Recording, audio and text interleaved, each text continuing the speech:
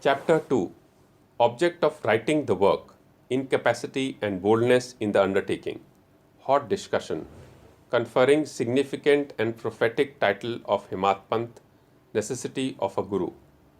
In the last chapter, the author mentioned in the original Marathi book that he would state the reason that led him to undertake the work and about the persons qualified to read the same and such other points. Now, in this chapter, he narrates the same, the object of writing this work. In the first chapter, I described Sai Baba's miracle of checking and destroying the cholera epidemic by grinding wheat and throwing the flour on the outskirts of the village. I heard other miracles of Sai Baba to my great delight, and this delight burst forth into this poetic work. I also thought that the description of these miracles of Sai Baba would be interesting and instructive to those devotees and would remove their sins. And so I began to write the sacred life and teachings of Sai Baba. The life of the saint is neither logical nor dialectical. It shows us the true and great path. Incapacity and boldness in undertaking the work. Himat Pant thought that he was not a fit person to undertake the work. He said, I do not know the life of my intimate friend, nor do I know my own mind.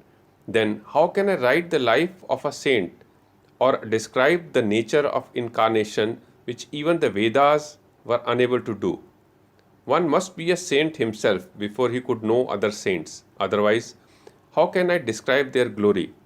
To write the life of a saint is most difficult. One may as well be able to measure the depth of the seven seas or enclose the sky in cloth trappings. I knew this was the most adventurous undertaking which might expose me to ridicule. I therefore invoked Sai Baba's grace. The premier poet saint of Maharashtra, Sri Dhaneshwar Maharaj, has stated that Lord loves those who write the lives of the saints, and the saints also have their own peculiar way of assigning the service which the devotees long for. The saint inspires the work, the devotee becomes only an indirect cause or an instrument in achieving the end. For instance, in 1900 Shaka year, the poet Mahipati aspired to write the lives of saints. Saints inspired him and got the work done. So also in 1800 Shaka year, Das Ganu's service was accepted. The former wrote 4 books, Bhakta Vijaya, Santa Vijaya, Bhakta Leelamrit and Sant Leelamrit, while the latter wrote the 2, Bhakta Leelamrit and Sant Kathamrit, in which the lives of modern saints were described. In chapter 31, 32, 33 of Bhakta Leelamrit and in chapter 57 of Sant Kathamrit, the life and teachings of Sai Baba are very well depicted. These have been separately published in Sai Leela magazine numbers 11 and 12, volume 17. The readers are advised to read these chapters. So also Sai Baba's wonderful leelas are described by Mrs. Savitri Bai Raghunath Tendulkar of Bandra in a small book named Sri Sainath Bhajanmala. Dasganu Maharaj has also composed various sweet poems on Sai Baba. A devotee named Amidas Bhavani Mehta has also published some stories of Sai Baba in Gujarati. Some numbers of Sainath Prabha, a magazine published by Dakshina Bhiksha Sansthan of Shirdi, are also published. Then the question of objections come in, that while so many works regarding Sai Baba are extant, why should this Satcharitra be written and where is its necessity? The answer is plain and simple. The life of Sai Baba is as wide and deep as the infinite ocean, and all can dive deep into the same and take out precious gems of knowledge and bhakti and distribute them amongst the aspiring people. The stories, parables, and teachings of Sai Baba are very wonderful. They will give peace and happiness to the people who are afflicted with sorrows and heavily loaded with miseries of this worldly existence, and also bestow knowledge and wisdom both in worldly and spiritual domains. If these teachings of Sai Baba, which are as interesting and instructive as the Vedic lore, are listened to and meditated upon, the devotees will get what they long for, viz., union with Brahma, mastery in eightfold yoga, bliss of meditation, etc. So I thought that I should call these stories together. That would be my best upasana. This collection would be most delightful to those simple souls whose eyes were not blessed with Sai Baba's darshan. So I set about collecting Sai Baba's teaching and expressions, the outcome of this boundless self realization. It was Sai Baba who inspired me in this matter. In fact, I surrendered my ego to his feet and thought that my path was clear and that he would make me quite happy here and in the next world. I could not myself ask Sai Baba to give me permission for this work, so I requested Mr. Madhavrao Deshpande alias Shama, Baba's most intimate devotee, to speak to him for me. He pleaded my cause and said to Sai Baba, "This Anna Sahib wishes to write your biography. Don't say that you are a poor fakir and there is no necessity to write it. But if you agree and help him, he will write, or rather, your grace will accomplish the work. Without your consent and blessings, nothing can be done successfully." When Sai Baba heard this request, he was moved and blessed me by giving me his Udi sacred ash and placing his boon bestowing hand on my head, said, "Let him make a collection of stories and experiences, keep notes and memos. I will help him. He is only an outward instrument. I should write my autobiography myself and satisfy the wishes of my devotees. He should get rid of his ego, surrender it to my feet. He who acts like this in life, him I help the most. What of my life stories? I serve him in his house in all possible ways. When his ego is completely annihilated and there is no trace of it left, I shall myself enter into him and shall myself write my own life. Hearing my stories and teachings will create faith in devotees' hearts and they will easily get self-realization and bliss. Let there be no insistence on establishing one's own view, no attempt to refute others' opinions, no discussion of pros and cons of any subjects." Significant and prophetic title. The word discussion put me in mind of my promise to explain the story of my getting the title Himad Panth, and now I begin to relate the same. I was on close friendly terms with Kaka Sahib Dikshit and Nana Sahib Chandorkar. They pressed me to go to Shirdi and have Baba's darshan, and I promised them to do so. But something in the meanwhile turned up, which prevented me from going to Shirdi. The son of a friend of mine at Lonavala fell ill. My friend tried all possible means, physical and spiritual, but the fever would not abate. At length, I got his guru to sit by the bedside of his son, but this too was of no avail. Hearing this, I thought, what was the utility of the guru if he could not save my friend's son? If the guru can't do anything for us, why should I go to Shirdi at all? Thinking this way, I postponed my Shirdi trip. But the inevitable must happen, and it happened in my case as follows. Mr. Nana Sahib Chandorkar, who was a divisional officer, was going on tour to Besin from Thana. He came to Dadar and he was waiting for a train bound to Besin.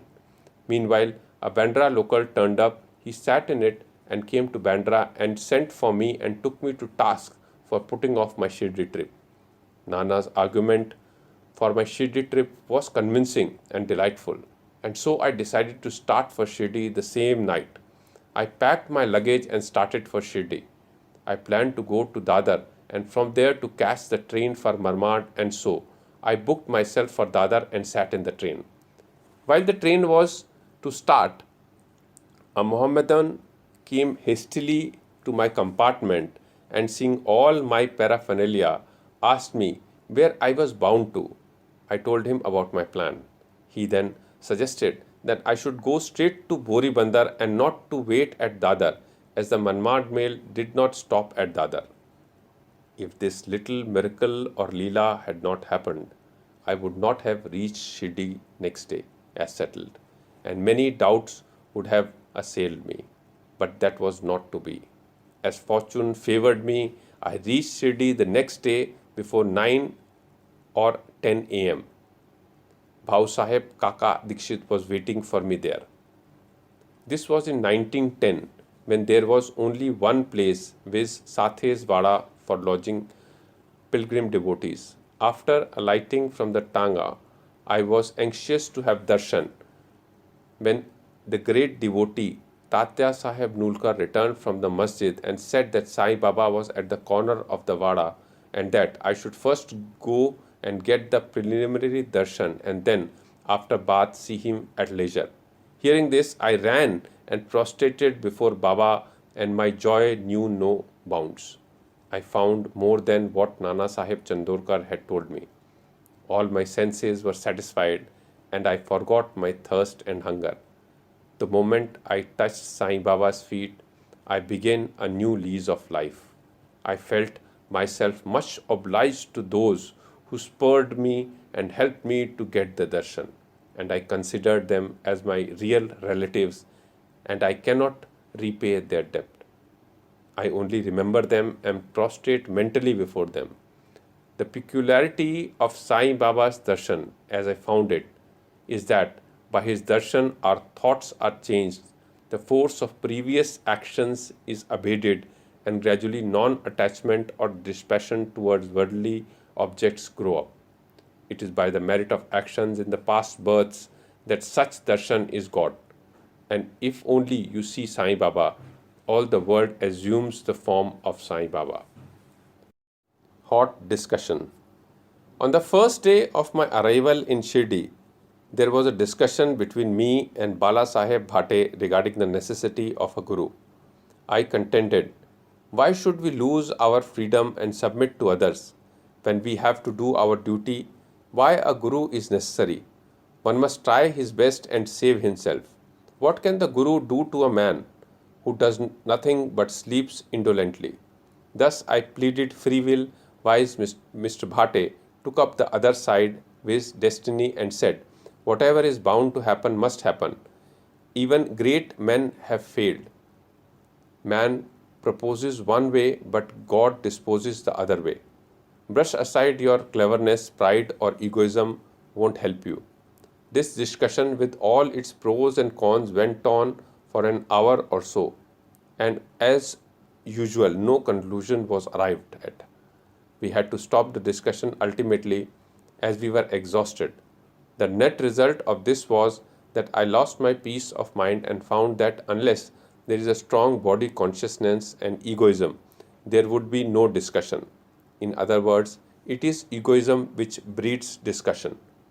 Then when we went to the masjid with others, Baba asked Kaka Sahib Dikshit the following.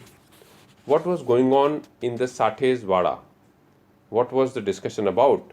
And staring at me, Baba further added, what did this Hemat Pant say? Hearing these words, I was much surprised. The masjid was at a considerable distance from Sathes Vada, where I was staying and where the discussion was going on. How could Baba know our discussion unless he be omniscient and inner ruler of us all? I began to think, why Sai Baba should call me by the name Hemat Pant? This word is a distorted form of Hemadri Pant. This Hemadri Pant was a well-known minister of the kings Mahadev and Ramadev of Devgiri of Yadav dynasty. He was very learned, good-natured, and the author of works such as Chaturvarga Chintamani, dealing with spiritual subjects, and Raj Prashasti. He invented and started new methods of accounts and was the originator of the Moody Marathi shorthand script. But I was quite the opposite, an ignoramus and of mediocre intellect. So, I could not understand why the name or title was conferred upon me. But thinking seriously upon it, I thought that the title was a dart to destroy my ego so that I should always remain meek and humble.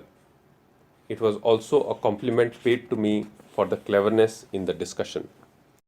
Looking into history, we think that Baba's word calling Mr. Dabolkar by the name Himatpant was significant and prophetic, as we find that he looked after the management of Sai Sansthan very intelligently, kept all the accounts properly, and was also the author of such a good work, Sai Satcharitra, which deals with such important and spiritual subjects as dhyan, bhakti, dispassion, self surrender, and self realization. About the necessity of a guru. Himat Pant has left no note, no memo about what Baba said regarding this subject, but Kaka Sahib Dikshit has published his notes regarding this matter. Next day, after Himat Pant's meeting with Sai Baba, Kaka Sahib went to Baba and asked, Baba, where to go? Baba said, high up. Then the man said, where is the way?